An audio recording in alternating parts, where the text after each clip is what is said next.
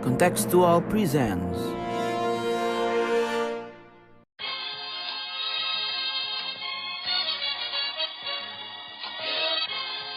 sondern wir schaffen uns unseren Staat. Mr. Gorbachev, open this gate. Together, we will make America great again. Sudah cukup bagi kita untuk mengatakan bahwa winter is coming. Selamat datang di podcast Bebas Aktif. Alright. Hari ini bersama gue Hafiz, ada Majid dan ada Mas Sofwan. Halo. Halo. Nah, hari ini di episode kali ini kita bakal ngobrolin soal Regional Comprehensive Economic Partnership WEI yang tanggal 15 November kemarin ditandatangani oleh 10 negara ASEAN ditambah 5 negara mitra ASEAN ya. Apa aja tuh? Ada New 5 Zealand, negaranya, ayo. ada New Zealand, ada Australia, ada China, ada Jepang sama South Korea. Yang nggak ada cuma India. Tadinya padahal India ikut ya. Iya. Cuma kemudian jadi nggak ikut, menarik diri dari RCEP. RCEP. Ntar kita bahas lah ya itu kenapa India nggak ikutan ya. Oke. Oke, segitu dulu kali ya buat pembukaan. Ada juga yang nggak ikutan dari awal ya. Apa dan tuh? bikin ribut ya. Dan bikin orang banyak berspekulasi.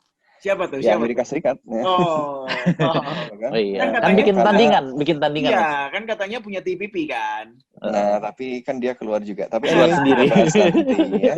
Oke. Oke lah kalau begitu. Tetap di podcast Bebas Aktif. Mr. Gorbachev, open this gate. Together, we will make America great again. Oke, kita masuk ke segmen pertama. Sebelum itu, jangan lupa buat follow podcast Bebas Aktif di Spotify dan juga jangan lupa untuk follow Instagram dan Twitter kita @kontekstualcom. Jangan lupa juga buat kunjungi website kita kontekstual.com dan yang pasti subscribe YouTube kita di Kontekstual. Ada channel Kontekstual, cari aja di YouTube. Gitu. Sip. Oke. Siap. Kita mau mulai dari latar belakang ceritanya ya. Mungkin Oke. Majid bisa ceritain RCEP ini apa, ngapain, dan ya mungkin apa sih yang bisa kita peroleh kali ya? Coba gimana? Iya. Jid? Ya, jadi Apa sih bedanya sama yang sebelum-sebelumnya ada? Kan sudah ada AFTA, sudah ada free trade agreement, sudah ada CEPA dan macam-macam gitu ya. Terus Iya, kenapa ini ada RCEP lagi? Nah ya, RCEP ini sering dibilang-bilang sebagai salah satu perjanjian dagang paling ambisius di awal abad 21 ini ya. Karena sebelumnya kan RCEP ini mencakup 10 negara ASEAN, diinisiasi oleh Indonesia ketika Indonesia menjadi chair di ASEAN tahun 2011. Kemudian juga mengajak seluruh negara ASEAN dan negara mitra terdekat ASEAN. Mitra terdekat negara ASEAN ini ada ASEAN Plus 3, Cina, Jepang, Korea, dan tetangga di sebelah selatannya Australia, New Zealand, dan dulu juga ikutan India. Nah, RCEP ini kenapa disebut sebagai salah satu proyek perdagangan paling ambisius? Karena RCEP ini mencakup sepertiga penduduk dunia, sepertiganya ekonomi dunia, dan juga volume perdagangannya sepertiganya dunia. Bayangin aja Suka karena banget sama sepertiga ya. Ini sepertiga udah semuanya dong. Iya. Tapi matematikanya nggak gitu. nggak gitu sih. Iya, karena secara penduduknya sangat besar, Cina, Indonesia, ASEAN ya, juga Australia, dan apalagi kalau dulu India tetap jadi ikut itu mungkin udah setengah penduduk dunia gitu kan ya. Juga volume perdagangannya sangat besar karena ya sekarang ada shifting perdagangan dari Atlantik bahkan ke Pasifik dan kalau India. India masuk Gitu ya. mungkin nggak cuma sepertiga ya, nyaris setengah mungkin penduduk Iya, Setengah, dunia, ya, kan? setengahnya dunia. betul. Kalau India masuk, orang India aja Iya. sudah miliaran. Iya, dia setengahnya. 1,3 miliar. Iya. Lanjut. Sama Cina udah 3 miliar sendiri berdua. Iya. Oke. Nah, selanjutnya RCEP ini meskipun proyeknya ambisius, tapi dia juga di pembahasannya sangat panjang gitu ya, dari 2011 dan baru ditandatangani tahun 2020 ini gitu, 15 November kemarin. Itu kan artinya ada 9 tahun perundingannya hingga mencapai titik kesepakatan. Kenapa sih bisa selama ini? Salah satunya adalah karena ternyata RCEP ini dianggap sebagai terlalu berat kepada Cina gitu ya. Sehingga waktu itu Amerika Serikat di bawah Obama membuat semacam tandingannya yakni TPP, Trans-Pacific Partnership. Tapi setelah sebenarnya bukan Amerika sih yang buat TPP ya, yang buat TPP itu negara Chile kalau nggak salah ya, dari Pasifik. Kemudian Amerika Serikat ikut sehingga menjadi penting dan secara geoekonomi itu menjadi penting. Tapi ketika Amerika Serikat berubah kepemimpinan menjadi Donald Trump justru keluar dari TPP. Ya, Amerika keluar dari TPP dan akhirnya membuat TPP ini jadi nggak terlalu urgen lagi untuk dibahas karena ya nggak ada si pemain besarnya gitu kan ya. Iya, nggak ada Amerika kan nggak asik gitu ya. Kalau main kan nggak ada yang jago, nggak asik gitu. Nah, akhirnya RCEP ini ya bisa dibilang gitulah Mas ya. Karena kan di TPP Cina nggak ikutan, jadi ya dia jagoan sendiri lah, karena Cina nggak ikutan. Tapi kalau di RCEP dia ada Cina gitu kan ya. RCEP ini kemudian disepakati juga akhirnya. Nah, tapi adanya RCEP yang disepakati ini juga tidak terlepas dari drama karena India mundur. Nah, mundurnya India ini adalah karena tekanan domestiknya yang merasa industri agriculture-nya India ini terancam dengan adanya RCEP. Karena kan ada perdagangan bebas gitu ya, sehingga petani di India itu merasa terancam. Sehingga akhirnya mereka menuntut kepada pemerintahnya untuk mundur. Akhirnya ya India mundur tahun kemarin dan tidak lagi tergabung dalam RCEP ini. Nah, RCEP di KTT ASEAN ke-22 ya di Bangkok tanggal 5 Oh iya, betul. Iya benar. Nah itu, jadi ya TPP ini RCEP ini akhirnya jadi juga, dan sekarang kita lihat bahwa RCEP ini disepakatnya di masa ketika perdagangan dunia lagi melambat nih karena ada COVID-19, ya perdagangan melambat, pertumbuhan ekonomi melambat. Ya mungkin ini menjadi semacam harapan baru bagi negara-negara ASEAN maupun Asia Timur dan Australia dan New Zealand untuk membangkitkan kembali ekonominya setelah pandemi. Nah, ini menarik nih Mas dan juga pendengar sekalian, bahwa yang namanya RCEP ini kan sebenarnya yang inisiasinya ASEAN gitu ya. Tapi dengan hadirnya Tiongkok itu seperti ya mau gimana lagi ya, karena ya Tiongkok ini yang paling besar ekonominya. Apakah kemudian nanti RCEP ini menjadi tuan rumahnya tetap ASEAN, atau tuan rumahnya sih tetap ASEAN tapi yang pemain utamanya jadinya pindah ke Tiongkok? Nah, menurut Mas Sofwan ini gimana nih Mas? Ya, sebelum ke situ ini penting untuk memahami RCEP ini sebenarnya makhluk apa sih gitu ya, dan sebenarnya kontroversi tentang RCEP tentu saja tidak cuma soal keberadaan dan kekhawatiran akan dominasi Tiongkok di situ, dan juga kemudian kaitannya dengan persaingan antara great powers, yaitu dengan Amerika Serikat, tetapi juga pada konsekuensi terhadap berbagai kebijakan perdagangan sendiri gitu ya. Makanya kalau kita kemarin melihat di koran-koran mainstream ya, di media-media internasional ini dirayakan sebagai sesuatu yang positif, tetapi ada juga suara-suara yang kritis gitu ya. Nah ini kenapa sih masing-masing memiliki posisi begitu?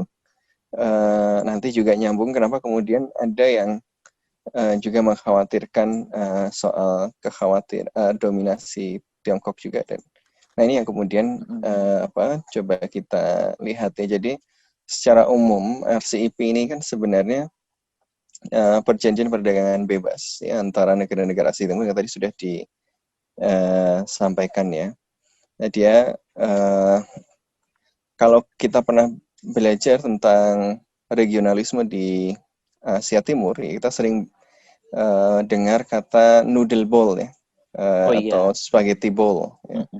Dulu si Jagdish Bhagwati dia mengamati gitu bahwa di Asia Timur terutama itu banyak sekali perjanjian perdagangan bebas yang dilakukan secara bilateral atau secara terbatas yang kemudian memunculkan tumpang tindih gitu ya.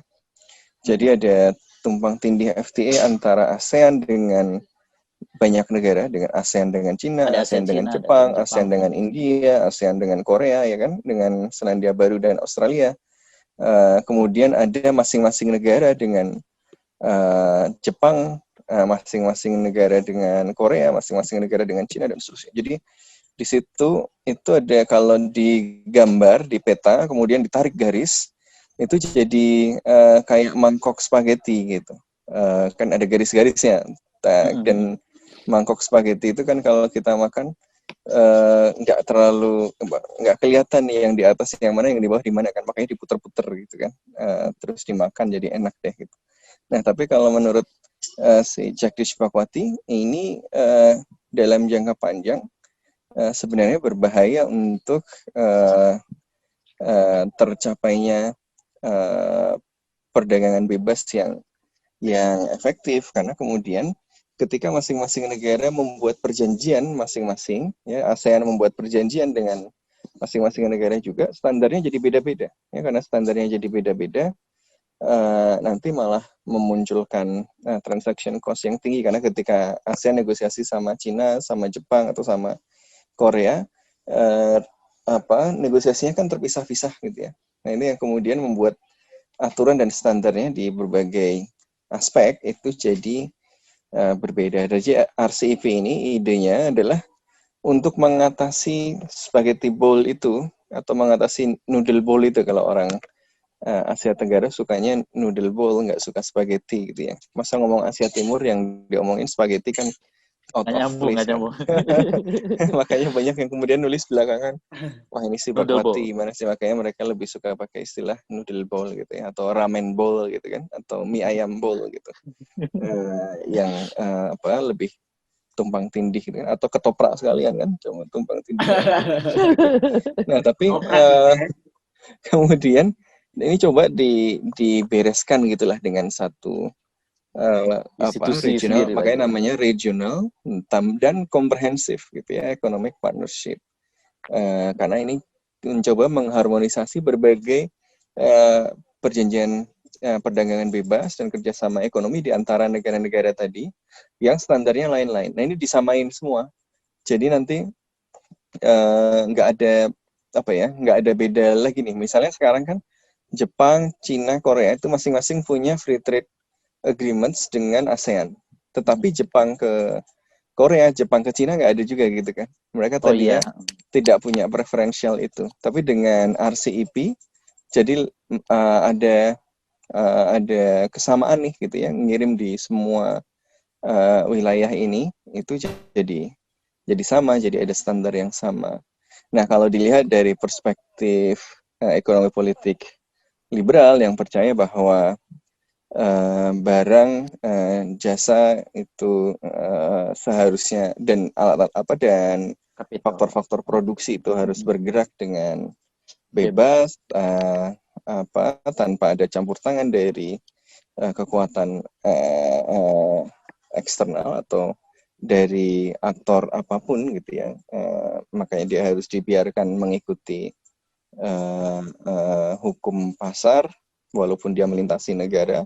Ini tentu merupakan hal yang positif gitu ya, dengan kemudian dibuat satu standar ya, hambatan-hambatan perdagangan tentu berkurang, terjadi fasilitasi perdagangan gitu ya, dan bahkan kalau RCEP ini standarnya agak sedikit meningkat, nggak cuma soal tarif ya, ada banyak kriteria-kriteria lain, walaupun tidak seluas TPP yang ada perlindungan buruh, lingkungan dan macam-macam. Nah ini nggak sampai di situ, tetapi ada standar-standar di berbagai aspek lain gitu ya, selain perdagangan. Nah, tapi ini kemudian kalau dilihat dari perspektif liberal, jelas nih kemudian mendorong terjadinya aliran faktor-faktor produksi tadi dengan lebih bebas, gitu ya, mendorong perdagangan yang lebih bebas. Dan kalau perdagangan lebih bebas, alokasi sumber daya akan lebih efisien, apalagi lebih efisien di hampir setengah GDP dunia, efisien hampir di sekitar sepertiga penduduk dunia. Ini tentu akan berdampak positif, ya kan, kalau dari perspektif liberal tadi.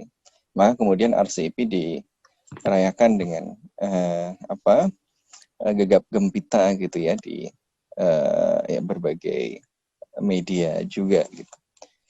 Tapi pada saat yang bersamaan kita juga menyaksikan ada orang-orang yang kritis terhadap RCEP ini gitu ya, karena tentu ada konsekuensi dari perdagangan yang lebih bebas ya terhadap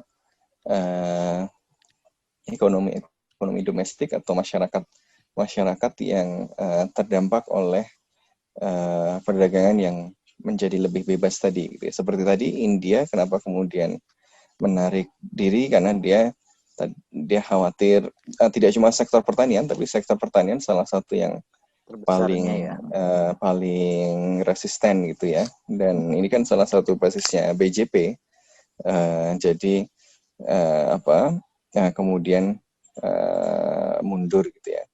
Walaupun India kalau mau masuk bisa langsung masuk aja, jadi nggak kayak negara-negara lain yang perlu beberapa bulan, 18 bulan kalau nggak salah, itu baru bisa join. Kalau India sekarang tiba-tiba ganti pikiran mau gabung, langsung bisa gabung gitu ya. Tapi selain soal pertanian juga ada sektor manufaktur ya, dan India ini kan lagi mempromosikan gerakan Make in India gitu. Udah bukan, nggak mau lagi dia pakai barang made in China kan, lagi ribut itu. Dia mau maunya pakai barang make in India. Dia lagi bikin gerakan Make in India buat India gitu ya. Nah, jadi kalau dari perspektif liberal ini positif. Ya, tapi kalau dari perspektif nasionalisme ekonomi tadi, gitu, kan tujuan ekonominya beda lagi. Gitu ya. Tujuan ekonominya bukan efisiensi, karena asumsinya kalau liberal kan asumsinya efisiensi akan menghasilkan alokasi sumber daya yang paling baik, gitu ya.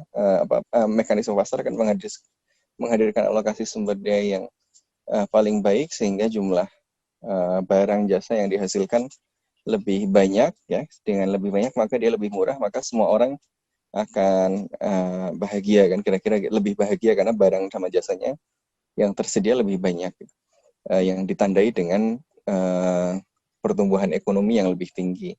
Tapi kalau dari perspektif nasionalisme ekonomi, absolute gain yang berupa jumlah barang yang lebih banyak, tadi volume perdagangan yang meningkat, barang-barang yang lebih murah, itu belum tentu menguntungkan, misalnya. Karena kemudian ekonomi ini embedded di dalam realitas yang lebih luas, yaitu realitas politik. Oke, barang-barang jadi lebih murah, tetapi kemudian produksi utamanya dari Tiongkok gitu.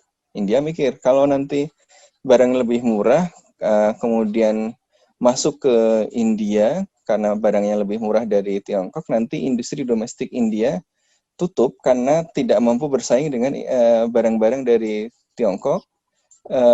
Lalu ada konflik di antara India dan Tiongkok, tiba-tiba barangnya diserap atau ada sesuatu yang lain sehingga membuat India berada dalam posisi yang lebih lemah dibanding India, karena kemudian secara ekonomi tergantung tadi gitu, karena kapasitas industrinya jadi turun, karena kapasitas produksi pertaniannya jadi turun gitu.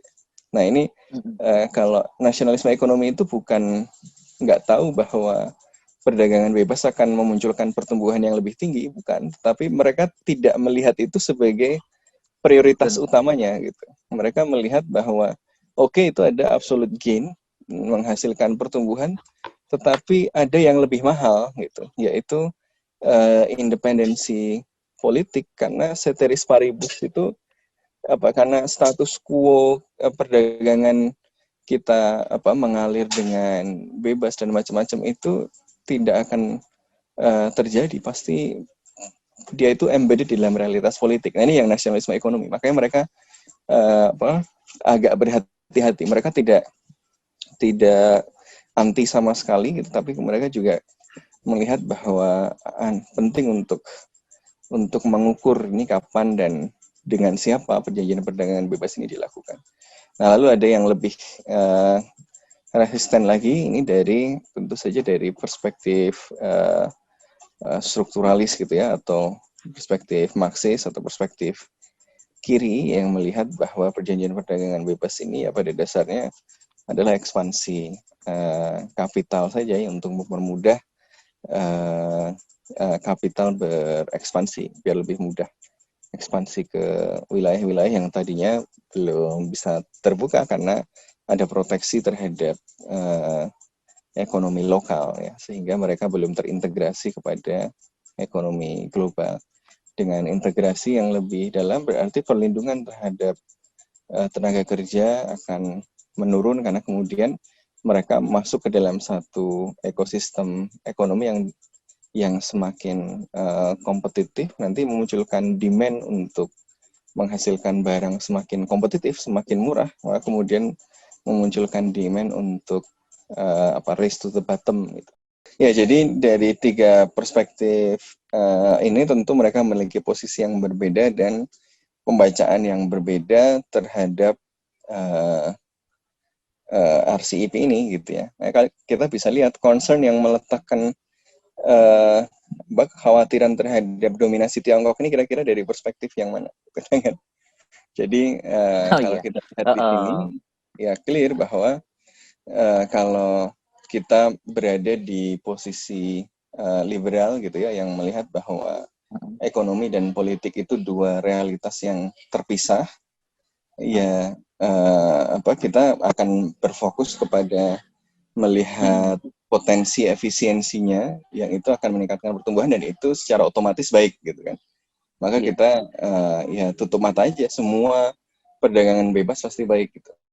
Tapi kalau kita berada dalam posisi yang melihat bahwa ekonomi itu tertanam di dalam realitas yang lebih luas, yaitu realitas politik, maka ekonomi internasional itu tidak berdiri sendiri, dia bagian dari politik internasional. Nah, orang kemudian menautkan antara siapa aktor yang dominan di dalam sebuah perjanjian perdagangan bebas dengan peta politik internasional. Makanya kemudian orang melihat RCEP ini tidak semata RCEP. RCEP ini walaupun diinisiasi oleh ASEAN, ada aktor besar namanya Tiongkok di situ. Dan dengan RCEP, pasar Tiongkok meluas dengan sangat besar di tempat-tempat yang di situ Amerika Serikat nggak mendapatkan keutamaan, gitu kan. Nah, ini tentu kemudian memunculkan ada shift di dalam relatif influence gitu kan. Kalau akses pasar lebih besar, tingkat perdagangannya lebih besar, integrasi ekonominya lebih besar, tentu memunculkan kedekatan dan pengaruh gitu kan. Dan orang kemudian melihat ya kemudian ini barangkali tidak hanya kemudian berdampak kepada efisiensi ekonomi, tetapi peningkatan ketergantungan terhadap salah satu ekonomi yang paling besar di situ. Dan itu artinya leverage kekuatan Tiongkok di dalam sistem internasional dibandingkan Amerika Serikat. Makanya Amerika Serikat juga mencoba mengeksklusi Tiongkok dengan membangun blok tandingan ya tadinya kan namanya TPP. Yeah. Tapi somehow kemudian di tengah jalan ada perubahan domestik yang kemudian membuat Amerika Serikat keluar dari TPP. Nah, ini kita masih tunggu apakah kalau Biden naik, ya, kemudian kebijakannya akan berubah dan Amerika Serikat masuk lagi ke TPP. Karena sementara ini kan di masa kepemimpinan AB, meskipun Amerika Serikat sudah mundur, Jepang kemudian menjadi kapten cadangan. Jadi Jepang jadi hegemon cadangan gitu ya, karena tadinya hegemonnya Amerika Serikat, yang aktif Amerika Serikat tiba-tiba ngilang. Ini kayak orang mau ngajak revolusi tapi pas mau perang tiba-tiba ngilang gitu. Iya, tapi Nah, ini Jepang juga kan berubah Mas ininya apa Perdana Menterinya kan ganti ya. Belum nah belum jelas juga arah nah kebijakannya tapi kemana. sementara posisi Jepang kan masih melihat TPP penting juga ya. Walaupun Jepang sendiri sebenarnya masuk di RCEP ya, karena Jepang juga tidak Iya. melihat bahwa RCEP ini murni dominasi Cina, ya enggak juga gitu. Bahkan ketika dia melihat ada potensi dominasi Cina di situ, ya justru dia harus engage kan. Makanya Jepang juga engage. Jepang juga diuntungkan kan, dia jadi punya akses ke Cina dan Korea yang tadinya Nggak punya tidak iya. punya preferential tarif tadi gitu kan. Tapi Mas, Ada preferential trade. ini kan unik sebenarnya. Yang menginisiasi ini kan sebenarnya negara-negara ASEAN yang sesama negara ASEAN sendiri itu masih timpang gitu ya. Ada yang udah kayak Singapura yang memang dia tergantung dengan perdagangan internasional, tapi ada juga yang kayak negara Laos, Myanmar yang mereka sendiri buat apa ekonomi domestik aja masih belum stabil gitu Mas. Nah itu apakah kira-kira nih apa mereka ini ikutnya ini karena ya udahlah ASEAN bikin kita ikut-ikutan atau ya karena memang mereka ngelihat juga ada potensi keuntungan dari ini ya, meskipun ya tadi keuntungannya masih keuntungan murni ekonomi yang dari perspektif liberal itu tadi. Tentu ini ya, secara umum kan pertimbangan tentu macam-macam gitu. Tapi salah satu tren yang kita lihat adalah bahwa memang gagasan ekonomi mainstream ini kan sekarang ekonomi liberal gitu. Jadi mau tidak mau, bahkan para teknokrat di negara-negara yang secara resmi namanya komunis pun gitu ya, atau sosialis pun banyak yang kemudian mempercayai pentingnya efisiensi tadi gitu kan, sehingga dan mereka juga di sisi lain mereka juga tentu kalau ekonominya domestik ya dan ekonominya kecil ya, justru kemudian mereka kan memiliki keterbatasan pasar, jadi mereka juga butuh mengakses pasar yang lebih luas ya kan. Mereka juga butuh memobilisasi investasi ke dalam karena kapital di negara mereka juga terbatas gitu. Kalau mau tumbuh itu kan mereka harus cukup punya surplus kapital yang bisa ditanam untuk meningkatkan produktivitas gitu. Tapi mereka nggak punya surplus yang banyak sehingga nggak bisa invest. Mau bangun infrastruktur nggak bisa karena nggak punya duit misalnya. Mau investasi di industri apa nggak bisa karena nggak punya duit dan seterusnya gitu kan. Tetapi dengan RCEP ini kan investasi kemudian macam-macam bisa masuk dengan lebih leluasa gitu ya. Yang ya tadi diharapkan kemudian memunculkan efek ekonomi tadi, modal yang berlebih di Tiongkok misalnya atau di Jepang itu bisa dapat tempat di mana dia bisa menghadirkan nilai tambah yang lebih besar daripada nganggur di Tiongkok yang sudah jenuh gitu kan, mau diinvestasikan di mana lagi kan, banyak kota-kota hantu, udah banyak kota-kota mati gitu. Kalau lihat di berita-berita kan. Jepang juga mau dibangun di mana lagi ya, udah. Iya, tapi kalau ditanam di Asia Tenggara, jadi itu di pasarnya yang sedang tumbuh, kelas menengahnya tumbuh kan, untung ya, Cinanya untung naruh duit, negara ini juga jadi dapat modal untuk, tapi ya tadi lagi-lagi pembangunan. Kalau bagi perspektif lain gitu ya, tadi baik Marxis atau nasionalis, akan ngelihat bentar ketika angka-angkanya beneran jadi naik, keuntungannya lari kemana nih gitu. Kalau investasi dari Tiongkok atau Jepang misalnya kemudian masuk ke negara-negara ini, pola hubungan seperti apa yang muncul? Pertumbuhan itu berapa persen yang kemudian dinikmati oleh publiknya dan seterusnya. Nah ini kemudian menjadi perdebatan-perdebatannya di situ. Jadi karena ada perbedaan tentang ya asumsi dasar tentang satu, hubungan antara ekonomi dan politik, dua, asumsi tentang tujuan ekonomi. Ekonomi itu tujuannya apa sih? Nah itu yang menurut saya perdebatannya ya bukan perdebatan ekonomi, ini perdebatan filosofi, perdebatannya politikal gitu ya. Filosofis. Iya. Nah kalau secara praktisnya nih Mas, kalau kita ngelihat nih, ini kan yang lagi-lagi balik lagi ke ASEAN yang biasanya secara institusi itu nggak mau ya ASEAN ini untuk yang terlalu ketat gitu ya. Beda dengan ya di Uni Eropa yang mereka kalau udah bikin perjanjian perdagangan itu lebih strict lah daripada ASEAN. Nah, sementara ASEAN sendiri kan kita punya proyek masyarakat ekonomi ASEAN yang udah dari 2015 tapi ya bisa dibilang jalan iya tapi wow juga nggak terlalu wow gitu ya. Ini kira-kira kalau RCEP ini kemana nih arahnya nih? Apa bakal berjalan sebagaimana mestinya atau balik lagi ke perjanjian bilateral yang karena kalau bilateral kan lebih sedikit faktor-faktor yang di ininya ya nggak perlu yang berjanji itu hanya 2 negara, nggak perlu ngajak negara lain gitu kan. Kalau yang bedanya RCEP dengan perjanjian-perjanjian yang bilateral ini kan.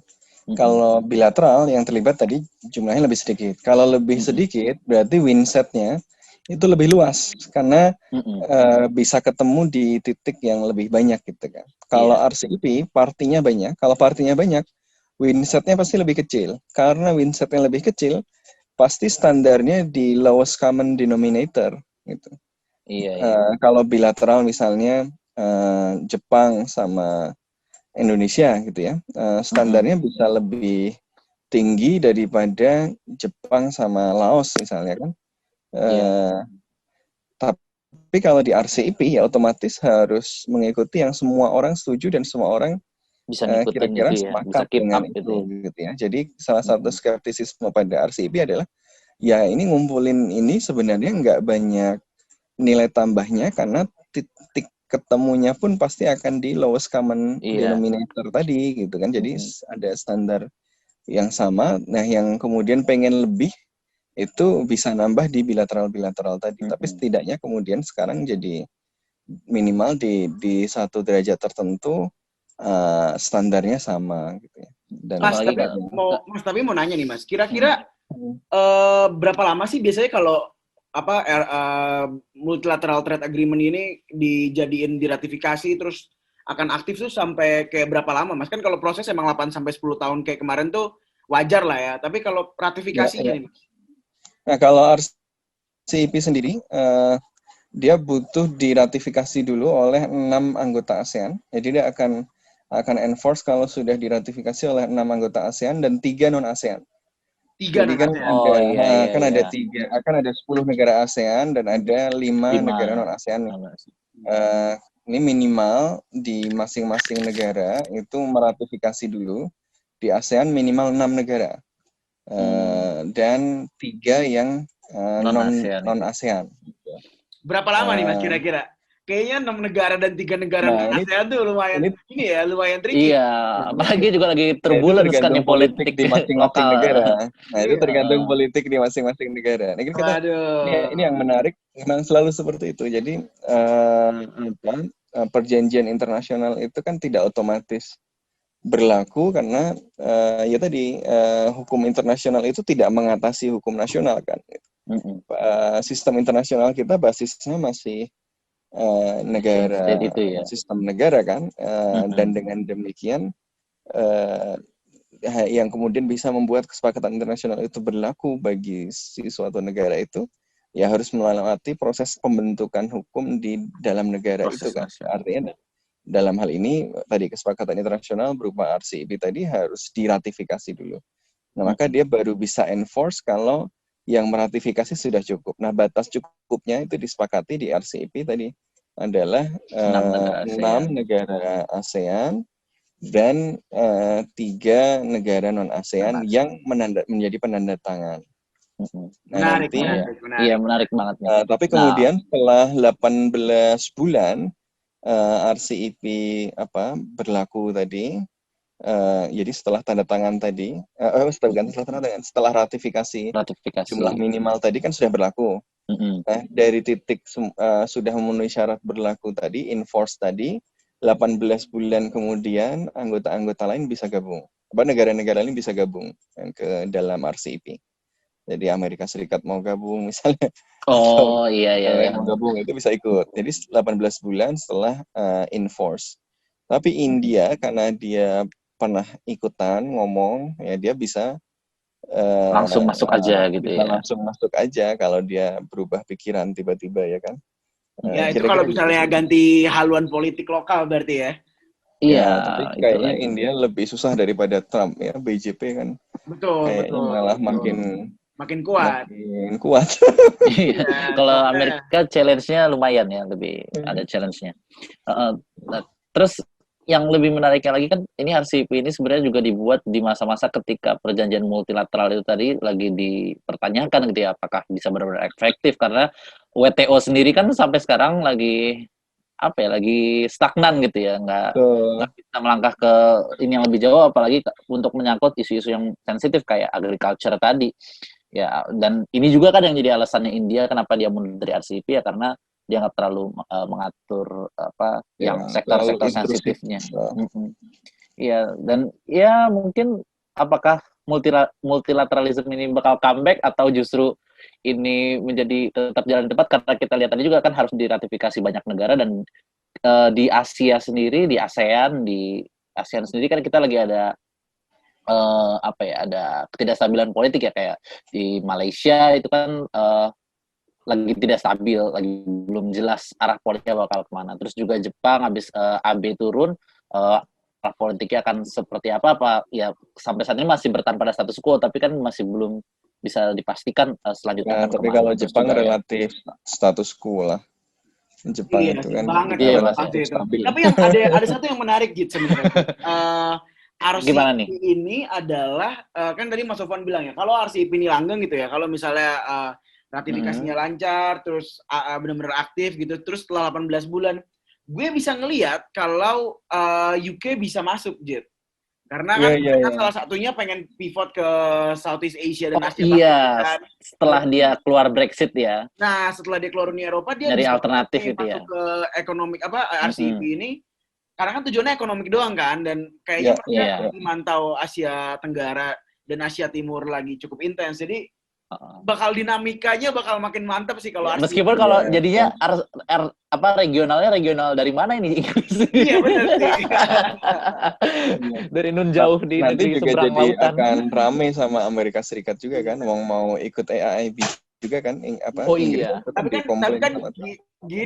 Tapi kan yang namanya regional kan nggak harus selalu spasial. Iya sih. Betul. Harus batas geografis ya. Iya.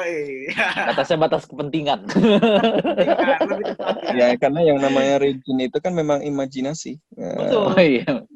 Benar-benar. Dia imajinasi yang menjadi proyek politik. Baiklah. Nah, iya. Udah kali ya segmen 1 nih ya. Iya, segmen 1 kita cukupkan di sini. Lengkap banget. Tadi tuh kayak Ekopolin 101 sama Mas Sofwan. Ya tentu itu tadi model doang. Tentu ada banyak spektrum ya di antara ketiganya. Di liberal ada macam-macam, di nasionalis ada macam-macam, di Marxis juga ada macam-macam. Nah itu cuma bisa diambil kalau ngambil kelasnya Mas Sofwan. Iya. Teori Ekopolin itu. Beneran teori Ekopolin. Ya udah, segitu dulu kali ya buat segmen 1. Kita masuk ke semester 1, segmen 1. Oke. Ya, segmen 1. Kita masuk ke segmen kedua. Segmen 2. Mr. Gorbachev, open this gate. Together, we will make America great again. Oke, kita masuk ke segmen kedua. Tadi di segmen pertama kita udah ngomongin panjang lebar soal spektrum, cara memandang RCEP, dan kira-kira potensi apa sih yang bisa digali dari RCEP ini gitu kan. Majid juga udah jelasin RCEP itu barang yang kayak apa sih. Nah, di segmen kedua kita selalu suka dengan mengaitkannya dengan ke Indonesia. Dan Indonesia apparently adalah salah satu penandatangan ya, signatory. Inisiator dan bahkan malah. tidak cuma penandatangan, inisiator dulu. Kan di Bali waktu itu ya. Iya, di Bali. Dan diformalisasi di Kamboja waktu itu.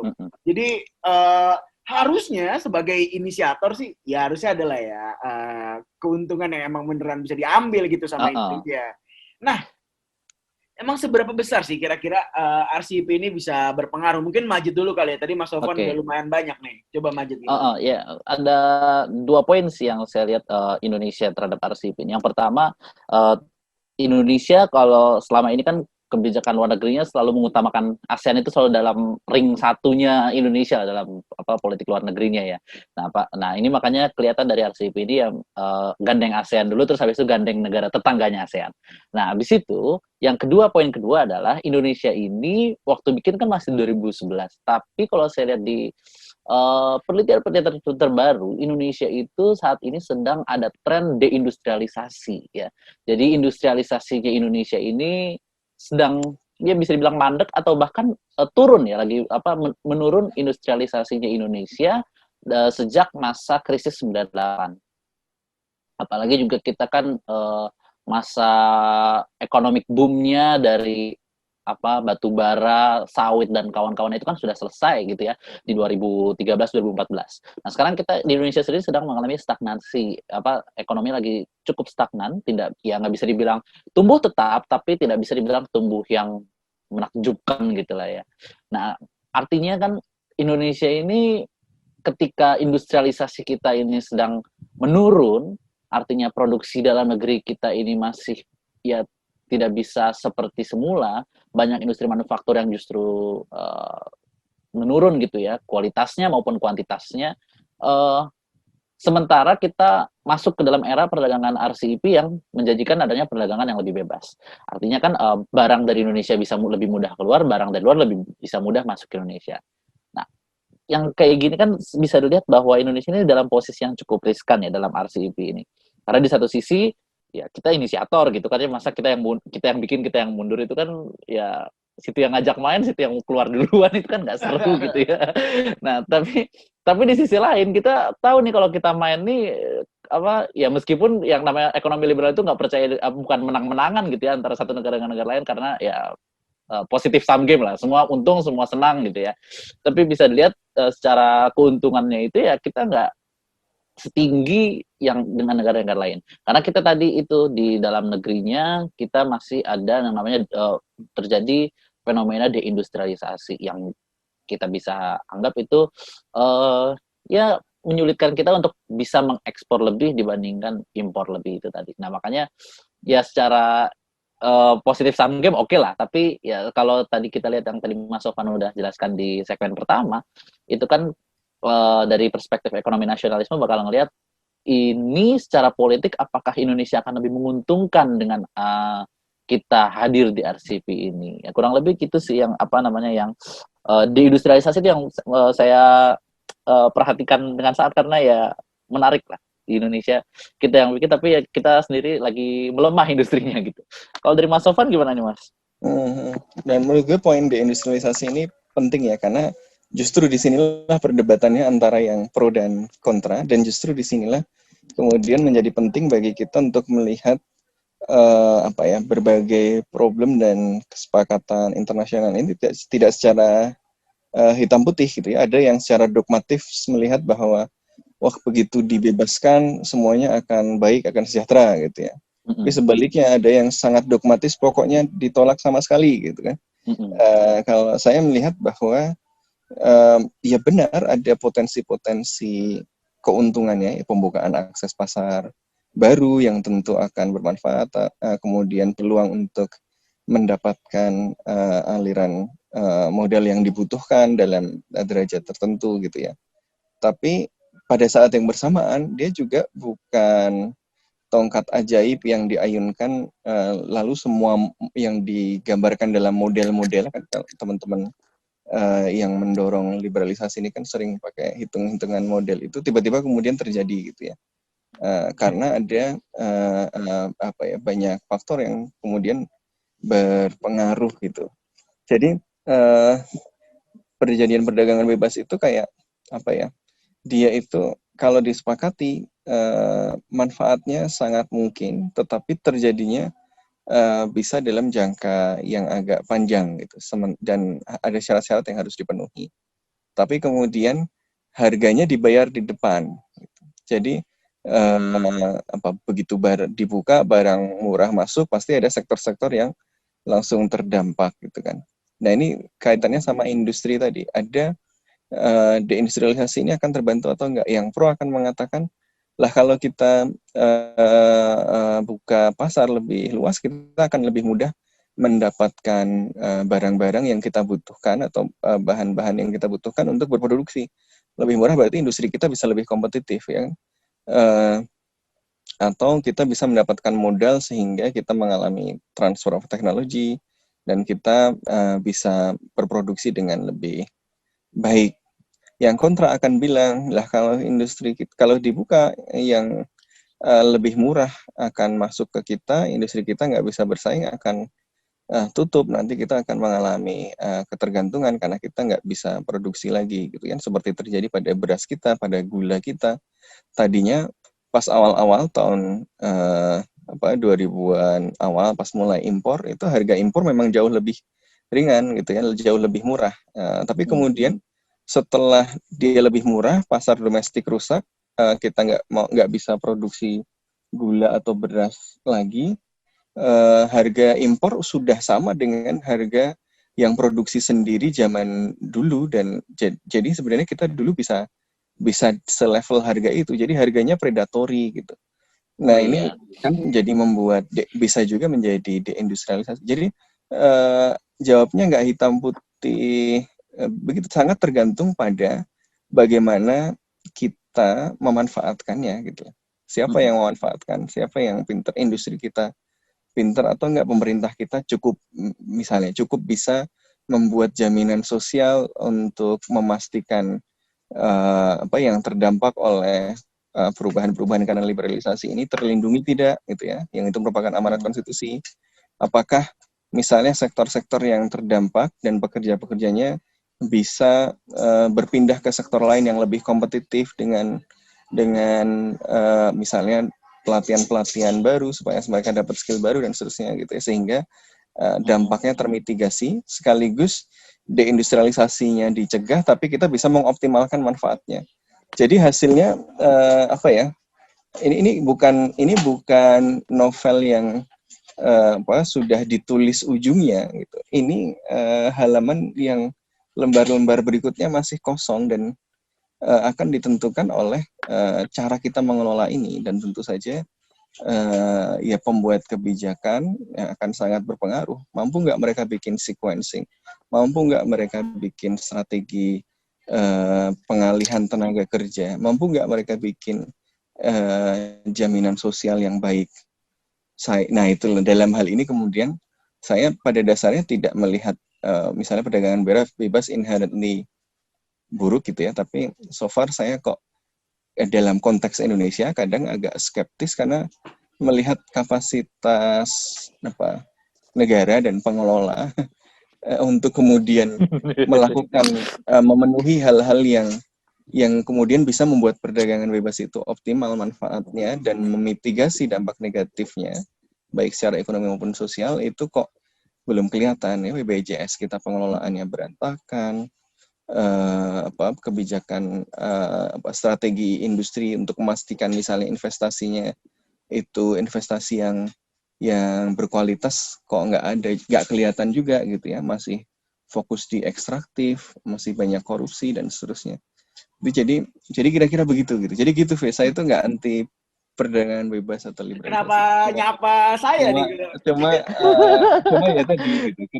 Kita nggak boleh blind acceptance gitu. Ini bagus kalau bisa dimanfaatkan gitu loh. Problemnya adalah somehow gitu ya. Saya kok melihat ada gejala-gejala bahwa kok kayaknya kita tidak menunjukkan kesiapan untuk memanfaatkan ini dengan optimal, sehingga jangan-jangan kita bayar harganya tinggi gitu ya, tapi manfaatnya malah nggak terlalu dapat gitu ya. Tapi ini sudah ditandatangani, ya kita kritik terus, kita kawal terus, dan kita pastikan ya kita optimalkan gimana bisa dapat manfaatnya dan bisa memitigasi dampak-dampaknya gitu. Setuju. Aku setuju lah kalau soal kritik mah. Karena pasti nggak mungkin juga kan yang namanya policies itu 100% benar. Cuman poinnya kalau menurutku at least ini bisa ngebuka mata nggak cuma Indonesia sih, sebenarnya negara-negara Asia Tenggara juga, bahwa ada urgensi soal pembukaan pasar secara bersama kayak gini, karena maksudnya kalau ngomongin balik lagi ke MEA ya, kayak MEA tuh gak berhasil gitu. Kalau gue bisa bilang so far belum berhasil gitu kan. Dan maksudnya kalau misalnya RCEP ini somehow bisa berhasil, itu membuka mata bahwa sebenarnya ASEAN doang sih juga bisa gitu. Maksudnya kayak jangan jadi setengah-setengah doang implementing MEA-nya gitu, atau misalnya kalau MEA susah karena ini sih, karena memang struktur ekonominya betul, tidak mendorong internal trade gitu. Wong kita produksinya sama, mirip-mirip ekonominya. Betul. Pasar kita kan di luar gitu. Tapi kalau RCEP kan ini memang pasar kita Jepang, Korea, Cina gitu kan. Ya, maksudku maksudnya secara institusional juga memang ada hambatan juga kan, Mas, secara tujuan dari si ASEAN-nya itself. Tapi menurutku kayak ini bisa jadi step forward buat Asia Tenggara untuk at least tadi kan gue ngomong soal MEA, tapi juga gue pengen ngomong soal kayak social cultural, karena menurut gue hambatan itu juga ada di sesama negara Asia Tenggara. Jadi kayak kalau kita bisa nyaman dengan RCEP dan RCEP terbukti baik, ya kenapa nggak kita lakukan di level yang Asia Tenggara? Atau bisa jadi step back kalau ya tadi kemudian malah memunculkan backlash yang tidak terkelola kan, kayak betul. Di Eropa kan ya backlashnya muncul gitu kan. Benar. Jadi ya sangat tergantung tadi. Ini ada potensi baiknya, ya posisi gue kan ada potensi baiknya, tetapi nggak otomatis. Dan ya itu problemnya adalah kalau kita lihat cara banyak negara, gue nggak bilang cuma satu negara ya, dikelola kok gue agak khawatir. Iya, paham. Banyak negara. Soal pengelolaan tata negara ini emang yang ya semuanya jadi akar masalah sebenarnya di beberapa negara Asia juga gitu kan, nggak cuma gejala umum lah di negara-negara Asia ini kan. Jadi ya menarik sih ngelihat gimana negara-negara berkembang yang masih punya permasalahan administratif birokratis gini, terus bikin tapi bahkan negara-negara maju juga begitu. Jadi problemnya bukan inherent di state-nya, tetapi kompatibilitas kebijakan perdagangan bebas dalam konteks sosial yang kompleks gitu loh. Jadi ketika kebijakan perdagangan bebas itu diterapkan, kadang-kadang dia abai dengan kompleksitas ini. Dia mengandaikan misalnya ada frictionless transfer of labor gitu kan. Dia mengandaikan informasi itu sempurna, ada informasi simetris, yang itu kan dibuktikan oleh orang-orang seperti Stiglitz itu nggak ada loh gitu.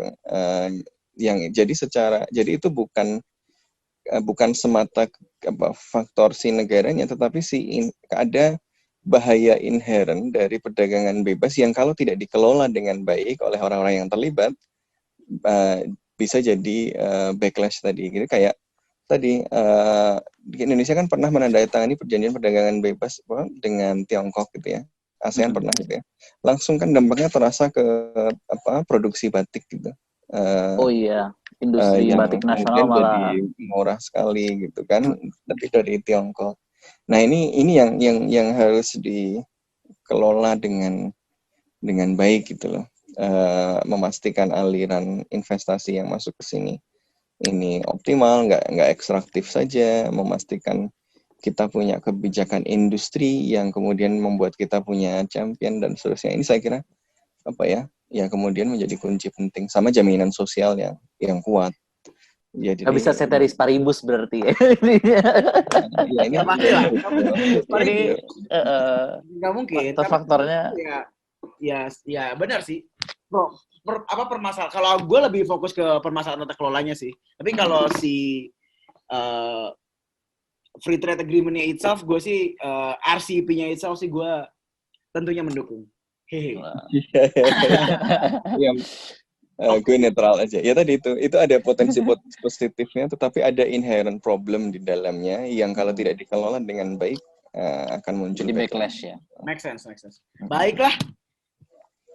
Udah nih, Jit. Udah nih, kayaknya udah cukup. Ya, jadi apapun yang ini ya sepertinya kita akan melihat negara-negara ASEAN ratifikasi dan akan enforce. Kita akan tunggu dampaknya seperti apa. Kita berharap semua yang terlibat ya, baik pelaku ekonomi maupun pemerintah ya dapat mengelolanya dengan baik dengan membangun jaminan sosial yang kuat, menciptakan peningkatan kapasitas tenaga kerja yang mau pindah dari satu sektor ke sektor lain kalau sektor yang terpukul, ya perlindungan tenaga kerja dan perlindungan lingkungan yang tetap harus kuat karena di RCEP ini nggak ada nih, ini bedanya TPP sama RCEP kan di situ. Dan disengaja banget kan sama Amerika Serikat kalau standar buruh sama standar lingkungan tinggi dia mengeksklusi Tiongkok gitu. Nah itu ya perlu kita kawal gitu ya. Jadi semoga yang masuk yang baik-baik ya, kita bisa cegah yang jelek-jelek, kita tidak terjebak dalam race to the bottom, kita tidak terjebak pada ketergantungan yang diciptakan melalui predatory pricing gitu ya. Dan kita bisa membangun industri yang kuat dan bisa mensejahterakan masyarakat. Baiklah kalau begitu. Mantap. Majid, ada tambahan? Kayaknya sih udah ya, menarik juga kita bahas perjanjian yang ya kita menginisiasi tapi kita juga dalam posisi yang tidak terlalu diuntungkan ya. Mau diuntungkan. Ya. Baiklah kalau begitu. Terima kasih buat para pendengar yang sudah mendengar podcast Bebas Aktif episode kali ini. Jangan lupa buat dengerin episode-episode podcast Bebas Aktif yang lainnya dan juga yang siapa tahu Modi juga mendengarkan terus memikirkan mau gabung atau enggak ya gitu. Oke, sekian dulu dari episode kali ini. Sampai jumpa di episode selanjutnya. Dadah. Nah.